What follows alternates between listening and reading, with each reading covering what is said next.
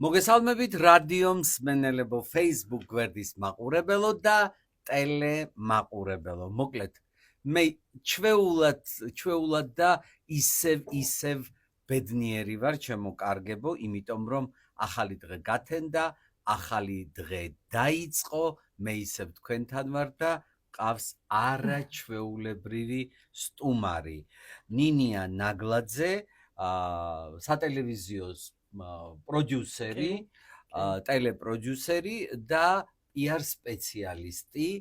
ნინია, გამარჯობა და ისეთი მომხიბვლელი ხარ. ძალიან დიდი მადლობა. ისე კარგად გამოიყურები, რომ მეტი არ შეიძლება. შენ გადაცემაში ნამდვილად ვერ მოვიდოდი. მივესალმები რადიო მსმენელებს, მივესალმები Facebook მსმენელებს ყველას და ბედნიერი დღე ყველას მართლაც, რომ мотиваციაა შენთან მოსვლა პირველ რიგში. ხო და გადაცემის თემაც мотиваციაა და მოდი დავიწყოთ თავიდან. პატარა შესავალს გავაკეთებ. საერთოდ წარმატებას აქვსო ფორმულაო, მაგრამ მე სხვა ვერსია მაქვს. წარმატებას ერთი ფორმულა არ აქვს, ძალიან ბევრი ფორმულისგან შედგება წარმატება და მოდი ვისაუბროთ აი იმ შენს мотиваციაზე, იმ წარმატებაზე, რასაც და როგორც შენ მიაღწიე. მე ჩემი გადაცემის პროდიუსერი ვარ და ვიცი რა არის იყო ტელევიზიაში პროდიუსერი, მაგრამ მოდ დავიწყოთ თავიდან. კი ბატონო. როგორი ბავშვი იყავი? ანუ მე რას ვიკვლევ, რომ აი ბავშვი როგორი იყავი, მე როგორი იზრდებოდი, მე როგორ გააგრძელე სწავლა და დღეს უკვე გიცნო. ესე იგი, პირველ რიგში იმას ვიტყვი, რომ ვიყავი ძალიან აქტიური ბავშვი. 6 წლის ასაკიდან ვიცოდი, რომ უნდა გამხდარიყავი ჟურნალისტი. რატომღაც ვიცოდი, კიდევ ვერ წარმომედგინა თუ ესეთი. იცოდი რა იყო ჟურნალისტიკა? არ ვიცოდი. უბრალოდ აი იმას, რასაც უყურებდი ტელევიზიით, ძალიან მხიბლავდა ეს ყველაფერი და მინდოდა რომ ყოფილიყავი ჟურნალისტი. ისეთი. როგორც მაშინ ესე სჩანდა, მაგრამ არც კი ვიცოდი, ვერც კი წარმომედგინა ეს სირთულეები, რა გზა შეიძლებოდა რომ გამევლა, მაგრამ აი ესე შემართებით ვიცოდი, რომ უნდა გამხდარიყავი ჟურნალისტი. მე ამისთვის ბევრი გზა გავიარე, გავიზარდე, გავხდი 13 წლის და დავიწყე პირველ არხზე გადაცემა, ესეთი აბდაუბდა გქონდა და სახურავზე ვიღებდით ხოლმე 3 წელი გადაცემებს და აქაც მხვდა წილად ეს ბედნიერება. მაშინ ახლა როცა 12 წლის ხარ და უკვე ისეთ მსახიობებს ხვდები, რომლებიც მაშინ ძალიან ცნობილები არიან, ბევრისთვის ეს არ იყო ესე ჩვეულებრივი ამბავი. მე ეს ბედნიერება მხვდა წილად და ამან უფრო მომცა მეტი мотиваცია, რომ მეტი გამეკეთებინა. მე ჩავაბარე უკვე ჟურნალისტიკის ფაკულტეტზე, საკმაოდ წარმატებული სტუდენტი ვიყავი, ბევრი რაღაც. მოდი სტუდენტობამდე აუცილებლად ნაკითხო. ცელქი იყავი? ძალიან ცელქი ვიყავი, მაგრამ ვიყავი ძალიან ჭკვიანი. ერთი რაც მახასიათებდა, ანუ როცა ვბრაზდებოდი, ვიცინოდი და მე ცრემლები სიცილით მომდიოდა, რატომღაც არ ვიცი, ხო? ამას ყველა აღნიშნავდა, იგნაც რომ ამას ხუმრობდი, არ ვბრაზდებოდი, მაგრამ ამ ჩემს სიბრაზეს სიცილით გამოვხატავდი რატომღაც და ეხლა ცრემლები მდიოდა ხოლმე და ამაზე ბევრს იცინოდნენ. მოკლედ, ანუ ძალიან ისეთი ცელქი ბავშვი ვიყავი. თუმცა სულ აქტიური ვიყავი სკოლაში, მაშინ იყო ხოლმე ლიდერები, რომლებიც აი რაღაცა ერქვა, აღარ მახსოვს, ეს კლასის ლიდერები რომ იყვნენ, შატალოების ლიდერიც ვიყავი და კარგი ამბების ლიდერიც ვიყავი. რა მაინტერესებს, აი ოჯახი, ერთია რომ გინდოდა ჟურნალისტიკა. ჩვენ იმ პერიოდში გავიზარდეთ ახლა ჩემთან შედარებით ძალიან პატარა ხარ ძალიან. აი მშობლების გავლენა რას გეუბნებოდნენ, არ გეუბნებოდნენ რა? იცი რა არის, მამა მიჭერდა ძალიან მხარს, იმიტომ და ძალიან ჩართული იყო აქტიურად ჩემს ყველა ნაბიჯში. მაშინ 1990 წელი იყო, მახსოვს უკვე რომ დავიწყე ინგლისური სწავლა და მამა მითხრა რომ აი ახალი გამოსულია ქვეყანა საბჭოთა კავშირიდან და ინგლისურენას დიდი ყურადღება მიექცევა და მოდი უფრო აქეთ წადი. არა, შევეწინააღმდეგე, იმიტომ რომ მინდოდა ყოფილიყავი ჟურნალისტი და ახლა მამას წინააღმდეგობა არ იყო მარტივი, თუმცა მაინც გაუწია წინააღმდეგობა, მამა დამთანხმდა და მე სულ ამ გზაზე მივდიოდი და ყველაფერში მხარს მიჭერდა. არავინ არ შემწინააღმდეგებია, იმიტომ რომ აი ესეთი ჯიუტი ვიყავი, რასაც ვიტყოდი, ის უნდა გამეკეთებინა. აი ესეთი დამოკიდებულება ქონდა ოჯახს და ყველა მეხმარებოდა. და ჩააბარე უნივერსიტეტში. ჩავაბარე ივანე ჯავახიშვილის სახელობის სახელმწიფო უნივერსიტეტში ჟურნალისტიკის ფაკულტეტზე. იქაც საკმაოდ აქტიური ბავშვი და მოუსვენარი სტუდენტი ვიყავი. მაშინ მე მამა გარდამეცვალა სამწუხაროდ პირველ კურსზე როცა ვიყავი და საკმაოდ რთული იყო ეს ყველაფერი, თუმცა მამას ხსოვნისთვის, აი ყველაფერს ვაკეთებდი, რომ ის ჩემი წარმატება მისთვის მიმეძღვნა და პირველი ესეთი კარგი პროექტი რაც გავაკეთეთ, მე და სამა ჩემმა მეგობარმა მოვიკითხა, მათ ძალიან მიყვარს ეს ჩემი მეგობრები და დიდი ხანი არ მინახავს, როგორც ისე ხოლმე სტუდენტობა მე დავიკარგებით. გავაკეთეთ პროექტი საქველმოქმედო მარათონი, მაშინ 2001 წელს საქველმოქმედო ამბები, ესე აქტიური არც მაშინ არ იყო. 14 სახელმწიფო უნივერსიტეტი იყო. და 14 სახელმწიფო უნივერსიტეტის ყველა ლექტორი შევაწუხეთ, ბატონი ნუგზარ ფოფხაძე დაგვეხმარა ამ ყველაფერში, მხარი დაგვიჭირა და ილია ჭავჭავაძის სახლ-მუზეუმი, რომელიც მაშინ ინგრეოდა და სავალალო მდგომარეობაში იყო, ფაქტიურად ვერავინ შედიოდა ექსკურსიებზე ჩასული ბავშვები, რომ დაეთვალიერებინათ, ჩვენ ეს სახლ-მუზეუმი ამ მარათონით გადავარჩინეთ. მოცული ან მოვიცავით ყველა უნივერსიტეტი, 3 თვე ვამზადებით ამ პროექტს და 6 საათიანი პირდაპირ ეთერი გქონდა პირველ არხზე და ბატონი ნუგზარ ჩხაიძე იყო მაშინ ჩვენი რეჟისორი, ასევე გოგი ქავთარაძე, სცენის რეჟისორი და მაშინაც აი ეს პროექტი იყო ძალიან დიდი სტარტი ჩემთვის, მაშინ მქონდა პირდაპირ პირველი ჩართვა და ამით იმის თქმა მინდა, რომ ძალიან კარგი ამბავი იყო ეს ყველაფერი და პლუს აი ბოლომდე მივყევით ამ საქმეს და დღეს უკვე აღდგა და ყველაფერი ისე არის, როგორც საჭიროა, მოკლედ. კი, ეს იყო პატარა ვიყავი, 17 წლის ვიყავი და ამის აღნიშვნა მინდა. იმის მერე კი იყო ბევრი პროექტები. რა არის, იცი, ნუგზარ ფოფხაძე ახსენეთ და მე უაღრესად დიდ პატივს ვცემ ბატონ ნუგზარს. არის საოცარი ადამიანი, რომელსაც შეუძლია აი გული ამოიღოს, სული ამოიღოს, თუ ადამიანი პროფესიონალია, ყველას ხელს უმართავდა და დღესაც დგას აი ამ სიკეთის სადარაჯოზე. კი, ბოლომდე ჩვენ ვიყავით პირველი მისი სტუდენტები, ვინც აიყვანა და დაამთავრებინა ის 4 წელი, დეკანი, როდესაც იყო ჟურნალისტიკის ფაკულტეტის, 4 პატარა გოგო შევედით და ბატონო ნუგზარ ეს გვინდა რაღაც ვანები და რას ამბობთო, თქვენ დიდი ამბავი გინდათო და ესე მარტივად არ გამოვაო და მოდი დავიწყოთ ესე შემოკრიბა ერთად და მოკლედ არ გაუშვია იმის მერე ხელი ამ პროექტს როცა ვაკეთებდით და დიდი მადლობა მას კიდევ ერთხელ ამ გულში ბატონ ნუგზარ მოგიკითხავთ, დიდი მადლობა თქვენია ესეთი ღვაწლისთვის. კი. ნინია, რა მინდა გითხრა, მე უკვე ჩააბარე, ბევრი დიდი გზა გაიარე.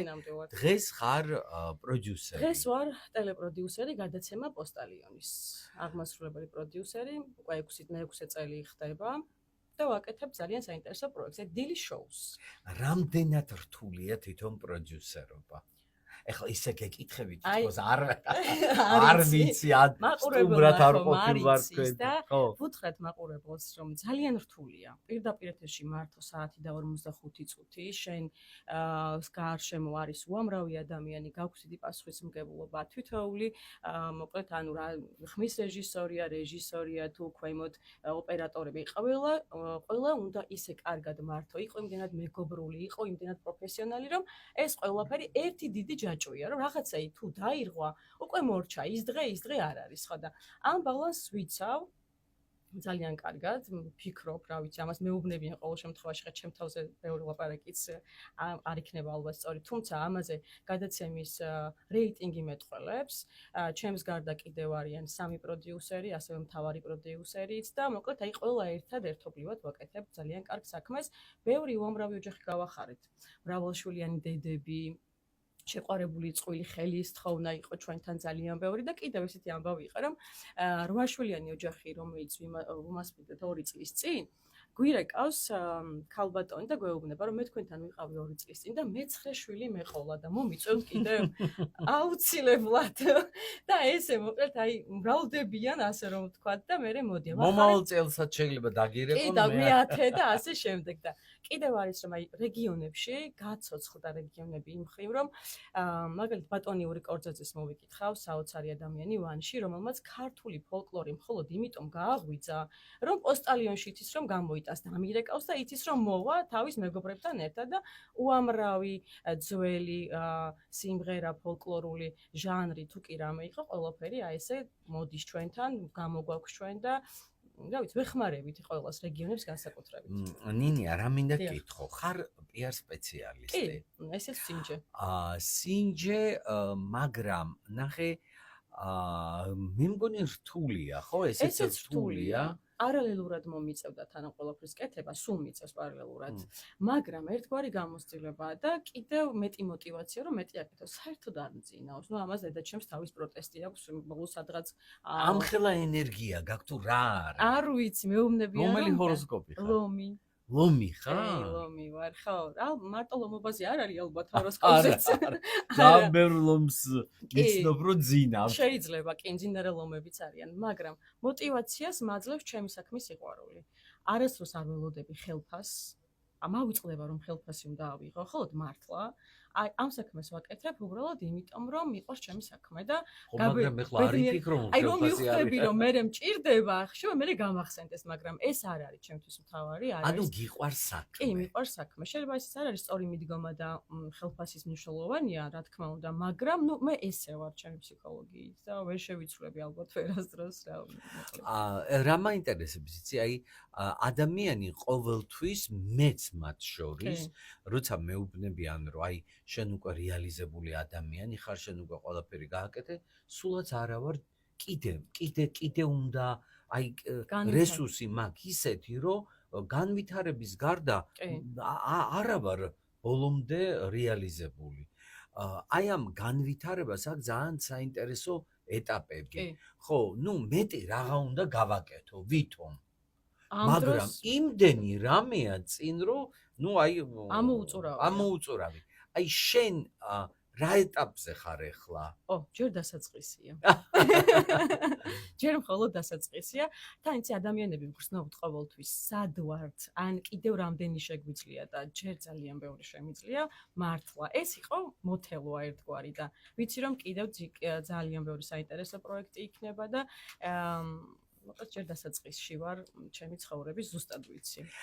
როგორ ხდება ხოლმე გეგმა აი დაუშვათ რაღაცის გაკეთება გინდა გეგმა აი არის ხოლმე ერთ უცნაურ ამბავს მოგიყვები ამერიკაში ვიყავი და იქ გავიცანი ვიღაც ერთი ძალიან საინტერესო ახალგაზრდა რომელმაც მითხრა რომ 2002 წელში მე ვაპირებ ჩამოვიდე საქართველოში და 98 წელი იყო და 2002 წელს აი რამდენი დრო გავიდეთ და მაისშიო 2002 წელს ვიფიქრეს რაღაცა მაისია და მირეკავს და ჩამოდის და ჩამოვიდა გავოგნდი აი ადამიანები რომელიც გეგმავს თავის საქმეს და მე ამას ასრულებ ჩემთან ეს არ არის თუმცა ნუ მე მაგ განრიგი უახლოესი 3 თვის მაგრამ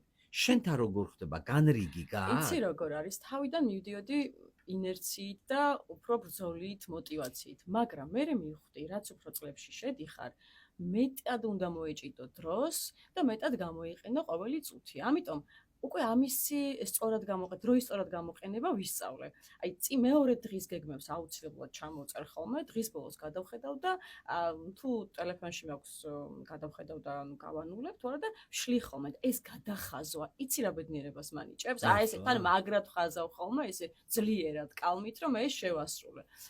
დიდი შორეული გეგმები ვერ მაქვს, ცოტა მეშინია გეგმის გაჟღერების. გეგმის გაჟღერებას მირჩევნია საქმე გავაჟღერო უკვე ასრულებული. მაგრამ შორეული გეგმებიც მეშინია მაინც და ვერ.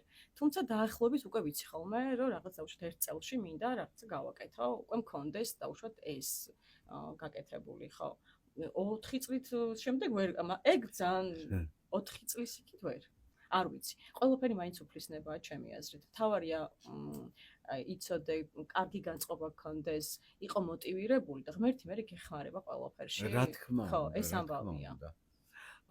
და როდის ხვდები ხოლმე, აი მაგალითად მუშაობ, როდის ხვდები, რომ ამოიწურა ის შენთვის და ახალ ეტაპზე უნდა გადახვიდე. ეს ამას რამე გაძლევს ნიშანს თუ ნუ აი აზროვნება კარნახობს, რომ აქ დამთავრდა უკვე. იცი რა არის? მაინც პასუხისმგებლობა როდესაც გაგაჩნია, კი დამთავრდა შეიძლება შენთვის, მაგრამ იქ მაინც გიწევს ყოფნა, იმიტომ რომ ჯერ იქ ხარ და გაქვს გარკვეული პასუხისმგებლობები. როდესაც ეს რასაც აკეთებ შენთვის, იმდენად ყოველდღიურია და მარტივი ხდება, ხვდები რომ იქ ვეღარ ვითარდები და მინდა ახალი და აი ისეთი გამარტივებულია რომ აი თვითონ ანუ ამაზე ენერგიას რომ აღარ ვხარჯავ, აღარ ვფიქრობ ბევრს. დაიქოქა და ხო, მიდის. დაიქოქა და მიდის, ხო? მაშინ ხვდები რომ ეს ყველაფერი უკვე ჩემთვის აღარ არის საინტერესო, უბრალოდ უნდა ვაკეთო, მაგრამ უნდა ვეძებო საინტერესო გზა ჩემი განვითარებისთვის. ეს არის ხოლმე მთავარი ნიშანი ჩემთვის ამ ყველაფერში. რაც შეეხება პროფესიას, ხო? ნუ აი ჟურნალისტი ხარ, პროფესიით PR სპეციალისტი ხარ და გიწევს პროდიუსერად მუშაობა. კი. ძალიან დიდი მნიშვნელობა აქვს კარგ პროდიუსერს და თან პროდიუსერი ყოველთვის დგას კადრს მიღმა. და მე მაგალითად სულ გული მიჩულდება ხოლმე რომ აი კადრს მიღმა რო არიან, ხო სწორად გამიგე, მე ჩანვარ და ნუ ჩემი გადაცემის მთავარი პროდიუსერი ვარ, მაგრამ ჩანვარ. მაგრამ აი ეს კადრს მიღმა დგომა არ არის რთული, რომ აი ზოგჯერ პროდიუსერი თემას მოიტანს, ამას გააკეთებს, იმას გააკეთებს და ამას წამყვანი ჩვეულებრივად იგებს. აი მე მაგალითად, ნუ ეხლა მე ჩემ თავს მე უკეთებ ყველაფერს, მაგრამ აი თქვენთან რა ხდება? ჩვენთან ხდება ის, რომ კი, ჩვენ ვაკეთებთ პროდიუსერები თითოეულ დეტალს, გადადის თუ არა წამყვანი მარჯვენა მხარეს, მარცხენა მხარეს, კითხვები, სტუმრები, ყველაფერს ჩვენ ვალაგებთ. იყო ისეთი შემთხვევა, რომ ხა ის ჩვენი წამყვანი აღარ არის, მაგრამ ისე ვიტყვი სახელს და გვარს არ დავასახელებ, ყურში ვეუბნები, რომ მართლა იმ წუთში გამიჩნდა კითხვა, რაღაც ფსიქოლოგიური და მეთქი აი კითხეთ ხო ეს კითხვა რესპონდენტს. და ესე ამბობს ძალიან ამაყად, რომ აი ხა ამ წუთში მე ესეთი აზრი გამიჩნდა და მინდა რომ კითხოთ და ძალიან მარტივად დაიბრალა და მაშინ მივხვდი, რომ ეს კადრს მიხმა არც თუ ისე კომფორტული იყო ჩემთვის. ხო, მაგრამ იმას ვერ იტყოდა რომ ეხლა ვერ იტყოდა, მაგრამ შეეძლო ეთქვა. ეთქვა, ოღონდ ისე არა. აი ეს აი ესეთი კითხვით ამას კითხავთ და ის არ დაებრალება მის თავში გაჩნდა ეს კითხვა, არ და ჩემ თავში გაჩნდა იმ წუთში და მაშინ მივხვდი რომ ცოტა დისკომფორტი იყო ჩემთვის კადრს მიღმა დგომა. თუმცა ეს ჩემთვის არ არის ძალიან. მე ვიცი რასაც ვაკეთებ ჩემს საქმეს, კადრს მიღმა რომ არ ვიყო ამისთვისაც არც ეს არ იქნება ჩემთვის რთული და ამასაც გავაკეთებ, ასე რომ დისკომფორტს არ. სადაც დისკომფორტს გრძნობ, იქ არ ჩერდები. ანუ არ მიგზნია ჯერ დისკომფორტი. ესე გამოდის. ხო, ნუ იცი რა არის, რატო წამოვჭერი იცი ეს საკითხი. საერთოდ მე ძალიან მიხარია რომ ვარ ისეთი ადამიანი, რომელსაც ახლა მე ვიტყვი. არასოდეს ყოველთვის ვამბობ ხოლმე რომ აი პროდიუსერმა ახლა მითხრა, ახლა მიკარნახა, მთელმა ქვეყანამ იცის ყურზე ვინ მაზის, მანონი ოქრუაშვილი. მაგრამ როგორ არის იცით, აი მე სულ ფიქრობ ხოლმე რომ აი პროდიუსერები რომლებიც არ ჩანან რამდენ საქმეს აკეთებენ. აი მანონი მაგალითად სულ ვეუბნები რომ მანონი მოდი გადაგიღებ ძალიან საოცარი გემოვნება აქვს ჩაცმის კულტურის საერთოდ ძალიან კარგი პროდიუსერი და ძალიან კარგი პიროვნებაა, მაგრამ არ უნდა. არიან ადამიანები, რომლებსაც არ უნდათ, არიან ადამიანები, რომლებიცაც აუცილებელია. არ გიფიქრია, რომ იყო წამყვანი? კი, მიფიქრია და უკვე იმდენად ღრმადაც მიფიქრია, რომ ალბათ ამას გავაკეთებ უახლოეს მომავალში. აი პირველად შენის ეთერში ესე გავაჟღერებ ამ ყველაფერს. მოკლედ მივესალმები, მიგულე, მე მაქსიმალურად ვეცდები გვერდით დაგიდგე და მიხარია რომ აი რაღაც ახალს დაიწყებ, იმიტომ რომ მე გნახე მუშაობის დროს როგორი ხარ, გნახე როგორი PR სპეციალისტი ხარ და მე ბედნიერი ვარ რომ შენ გიცნობ და საშუალება მომეცა რომ ახლა გადაცემაში მოგიწვიო. საერთოდ რა არის იცი? ძალიან ბევრს ფიქრობ ხოლმე და ბევრს საუბრობთ მე და ჩემი პროდიუსერი ამჟამადობაში რადიოში. ფიქრობთ იმას რომ მოვიყვანოთ წარჩინებული ადამიანები, წარმატებულები, მოვიყვანოთ ადამიანები, რომლებიც მოტივაციას მისცემენ სხვას. აი ჩემი პროდიუსერი ამრიტა ჯანაშია იმდენად სწორად და ზუსტად ვფიქრობთ და ისე სწორად ვაკეთებთ ამ გადაცემას, რომ აი ვერ წარმოიდგენ როგორი ბედნიერი ვარ, რომ ჩვენ ერთად ამ ტანდემს ვაკეთებთ. რა მინდა იცი კითხო, აი როცა რაღაცის გადაწყვეტას აპირებ. ეხლა წარმატებული პროდიუსერი ხარ, წარმატებული PR სპეციალისტი და ალბათ იქნები წარმატებული წამყვანი. როგორ მუშაობ საკუთარ თავზე? ანუ მოდი შენეული წარმატების ფორმულა მითხარი. შენეული, ჩემი გითხარ. კი, ნამდვილად, მოკლედ გია ძალიან დიდი პატივია პირველ რიგში შენგან ასეთი შეფასება. დიდი მადლობა ამ ყველაფრისთვის პირველ რიგში და მეტი სტიმული მომეცა აი ხა ამ წუთშიც კი რომ მეტი გავაკეთო. რაც შეეხება ჩემს ფორმულას, ჩემ თავზე ძალიან ბევრს მუშაობ მართლა. აი ჯერ მეუბნებიან ხოლმე ესე ხუმრობით რომ ვერავინ დაგასწრებს ახალი რესპონდენტი, როგორც გამოჩნდება სოციალურ ქსელში მომღერალი, რომელმაც დიდი ნახვები დააგროვა, ხო? იმ წუთში ის უკვე მეორე დღეს ჩემთან ეთერშია და ხუმრობენ ხოლმე ვერავინ დაგასწრებსო, იმიტომ რომ აი ჩასაფრებულ პოზიციაში ვარ რომ სიახლეები შემოვიტანო. ღამის 2 საათი ჩემთვის საათი არ არის. შემიძლია რომ როცა მომწერს რესპონდენტი პასუხი გავცე. ანუ ეს არ მახასიათებს მაგალითად რომ ну, აი დღე ხაგვიანია და აი ხვალდილით მივწერ. არა, სულ ხაზე ვარ. მე ვფიქრობ, რომ ეს ჩემი ჩართულობა და ჩემი აქტიურობა არის პირველი ჩემი წარმატების, იმიტომ რომ მე ყველა ადამიანს უდგები როგორც აი სხვანაირად, აი ძალიან ადამიანურად. მოსული სტუმარი ჩემთვის ძალიან ძვირფასია და ამას ყველა გრძნობს. და 24 საათი შეუძლიათ ნებისმიერ დროს მომწერონ. ვერ პასუხობ იმ წუთში გადაურეკო მოუბოდიშო, ეს არაფერი არ არის პირიქით.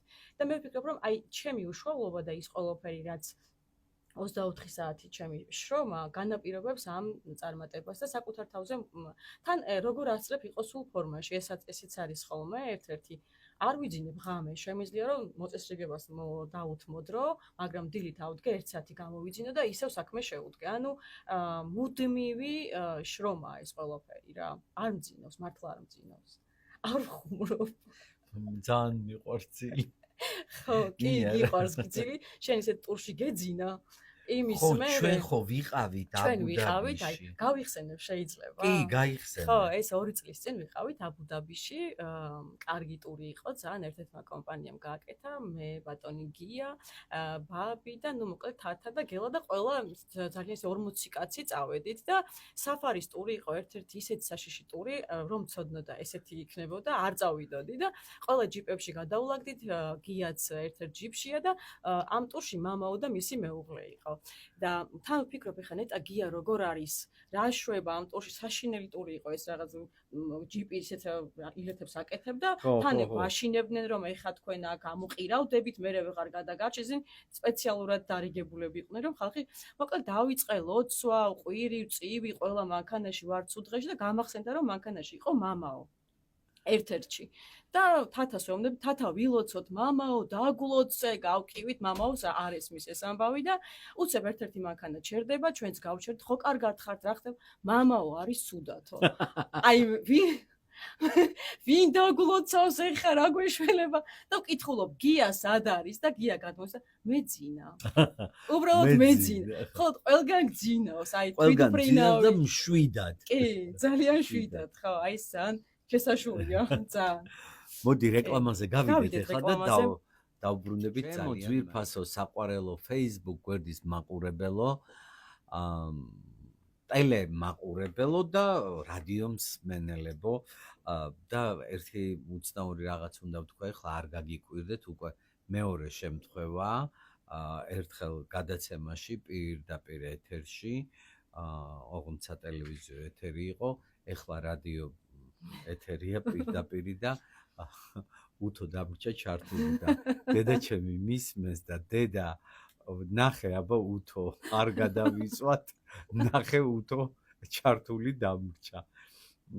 მოკლედ ჩემო ძვირფასებო, ძალიან მაგარი და საინტერესო სტუმარი გვყავთ, ნინია ნაგლაძე, ტელეპროდიუსერი, PR სპეციალისტი და აგერ მშვენივრად მიყვავს გადაცემა ნინიამ დიახ აუცილებლად უნდა გკითხო შენთვის შეიძლება უხერხული იყოს და მაგრამ მაინც უნდა გკითხო თან მაინტერესებს ამ უხერხული სიტუაციიდან როგორ გამოხვა გადასარევად და თან მართლა მაინტერესებს სატელევიზიო პროდიუსინგი თვითონ პროდიუსერობა არის ძალიან რთული თქვენთან ჩემთან მე ჩემსაც ვიტყვი თუ არის აი ხელი შეშლა ინტრიგა დაძაბულობა და ასე შემდეგ არანაირი არა ეს რის ხარჯი ერთი ოჯახი ვართ პირველ რიგში ერთი ოჯახი ვართ რაც ალბათ თავარი პროდიუსერის დამსახურებაა ალბათ იმიტომ რომ ის მან ჩამოაყალიბა გუნდი და მე კიდევ გვაქვს სრული თავისუფლება არ არის აქ ჩასაფრებული პოზიცია მაინც რთულია როდესაც ჩაგისაფრდებიან და ხარ მუდმივად რთულად ანუ ყველაფერს უკვირდები ხომ ესე არ ვართ ჩვენ ვიცით ჩვენი საქმე გვენდობა ყველა და ვაკეთებთ ამას მთელი აი სადაც ამას ვიგრძნობ რომ არის ჩასაფრებული პოზიცია ან დაძაბულობა ან ერთ ოჯახად ვერ ვიკვრევით იქ არ გავჩერდებოდი მით უმეტეს 6 წელი ნამდვილად რა. ეს არის მთავარი ამბავი ამ ყველაფერში. არა. ნახე, რატომ დამიბადა ეს კითხვა? ძალაუნებურად, აი ექსკლუზივი ტელევიზიაში არის ძალიან ბევრი გადაცემა. აქ უკვე დიდი ხუმრობები შეიძლება. კი. ანუ ერთ დღეს ვაკეთებ მე, ერთი დღის გადაცემას მე და ლალი, ჩვენი პროდიუსერები, მეორეს ირმა და ნინო. და ეხლა ხდება ხოლმე ისე რომ ნუ ეხლა ვიწროა სეგმენტი ხო ვინც მღერის ცნობილია მაინც როგორც ხდება ხო იცი და ამიტომ არის ხოლმე სულ დასწრება ყველაფერზე ბატონი გივი სიხარულიძე ხოლმე ჩვენი ძალიან ხშირი სტუმარი იმიტომ რომ ბატონი გივი დადგა ბლაკურიანში ისრიალა მოვიდეს გადაცემაში მოყვეს ანუ ყველაფერს ვაშუქებთ მის ცხოვრებას და მისთვის ძალიან კარგი სტიმულია ხა და ანუ იმის თქმა მინდა რომ მე და ირმას გვაქვს ხოლმე სულ ეს ამბავი აი გადაკვეთა და აი ბოლო 2 წელია რაც დიპლომატიურ მოლაპარაკებებს მასთან მივახციე და ეს დავალაგეთ ეს ამბები როგორ მე მომყავს ახლა ეს მე უკვე რიგში ჩავდექით რომ მოდით ეხა ერთი კვირის მერე შენ მოიყვანე ერთი კვირის შემდეგ მე მოვიყვან ანუ და ხვიჩა მაღლაკელიძე რიგში გავებს ხომ ეხლა მივალ ნინიასთან მერე მივალ ირმასთან და უკვე ხალხმა იცის რომ ანუ ჩვენ მაინც ერთ გადაცემას ვაკეთებთ მაგრამ რომ იყოს შეხმატკბილება და ნუ რაღაცა ბრძოლა არ წავიდეს ამიტომ თვითონ რესპონდენტებიც იკავებენ რიგს ესე ძალიან მარტივად და იმასთანაც ძალიან კარგი ურთიერთობა დიპლომატიური და ისე კარგი მეგობრული განწყობა დავალაგეთ და ასე რომ დავალაგდით უკვე ძალიან კარგი საერთოდ არის ხოლმე რა არის იცით იმდენი გადაცემები კი ძალიან იმდენი გადაცემებია ეხლა ტელევიზიით თვითონ რესპონდენტებიც ლამის აღა გვიჭირს კი ძალიან რთულია იმიტომ რომ თან გაჭირობაში იცი რას გულისხმობ ერთი და იგივეს ხო არ მოიყვანთ ახლა მე შერეული ხალხი მყავს აი მომყავს ხოლმე ძალიან თუნდაც უცნობი ადამიანები და იცი როგორ მიხარეა როცა ერთხელ აღმოაჩინე რომ უინტერესო ადამიანი არ არსებობს ყველა ადამიანი საინტერესოა ისიც ვინც ვერ ლაპარაკობს ნაკლებად ლაპარაკობს ერთხელ მახსოვს ერთ-ერთ გადაცემაში 20 წუთიანი ინტერვიუ მქონდა ერთ-ერთ ადამიანთან, ცნობილი ადამიანი იყო.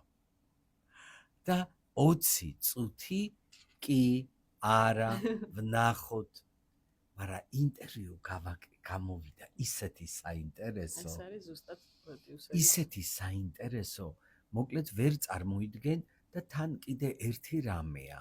ნახე ძალიან შველის, აი მე მაგალითად ჩემი გადაცემის პროდიუსერი რო ვარ, იმ ხელა პლუსია ეს ჩემთვის ვერ წარმოიდგენ. აი მაგალითად არიან წამყვანები, რომლებსაც პროდიუსერის გარეშე არ შეუძლიათ. მე არ შემიძლია ჩემს გარეშე, ჩემი თავის გარეშე, იმიტომ რომ აი მე თუ არ ვიშრომე, ვიწვალე, კითხვა თუ მე არ დავწერე, არ არსებობს. მე ჩემ ტექსტებსაც მე ვწერ და მე ძალიან დიდ წარმატებას გისურვებ იმას, რასაც შენ აპირებ. ძალიან დიდი მადლობა, კი. გონია და მჯერა, მაგრამ მარტო ვერაფერს ვერ ვიზამ, ამიტომ თქვენნაირი კარგი მეგობრების მხარდაჭერით ყველაფერი კარგად იქნება, ზუსტად ვიცი. მეც ესე ვარ, რომ საკუთარ გადაცემის თემაში თუ მე არ ვარ ჩართული, გაშინა არსებული და გაორგანებული თუ არ მაქვს დეტალები, ისე ვერ გავაკეთებ, ხო? და რესპონდენტთან კიდე მუშაობის სპეციფიკაც თავარი ეს არის, რომ ყველა ადამიანს საინტერესო кейსია. ისეთი მხარე უნდა მოუძებნო, საიდანაც გამოძერწავ საინტერესო პროდუქტს, ხო? ეს არის მთავარი და ამიტომ ზოგჯერ საათობით ვესაუბრები ხოლმე რესპონდენტს, სანამ მოვიყვან გადაცემაში. ზოგს არ ჭირდება პირდაპირ იცის, მაგრამ ზოგს ჭირდება და ჩვენი ალბათ მთავარი წარმატების ამბავიც ეს არის. მე ესე მგონია. ნახევარ ფსიქოლოგები ვართ ისე. ცოტა ფსიქოლოგები. და ძალიან შრომატევადი სამსახურია და კეთილი სამსახურია. კეთილია ნამდვილად. იმიტომ რომ აგერ შეიძლება ადამიანის ბედი გადაწყვიტო.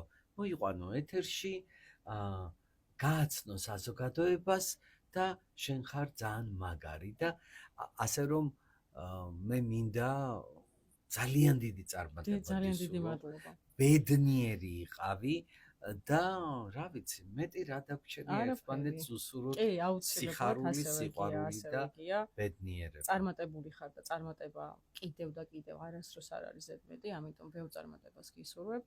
დაებბევრი ადამიანი გაგვებედნიერებინოს და შეგვეცვალოს ცხოვრება და ასეც მომხდარა, კიდევ უფრო მეტი და მოკლედ წარმატებები. გაიხარე. მოკლედ ჩემო ძვირფასო რადიო მსმენელებო, Facebook გვერდის მაყურებელო, ტელემ მაყურებელო, დღეს ვამთავრებთ, სულ ეს იყო და მომავალ პარასკევს კიდევ შევხვდებით ერთმანეთს. მიყვარხართ. დროებით.